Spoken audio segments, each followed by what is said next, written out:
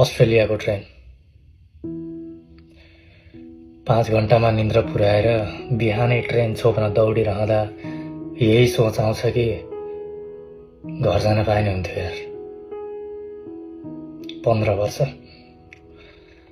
जिन्दगीको पुरै 15 वर्ष मैले पढाइमा खर्चेको छु। केका लागि?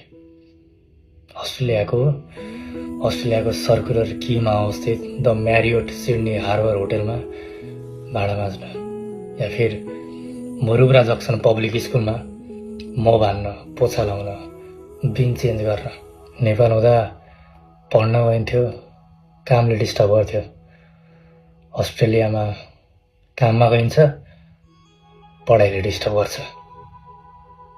मेरो पेटभित्र रगत कम, KFC, म्याक बढी छ।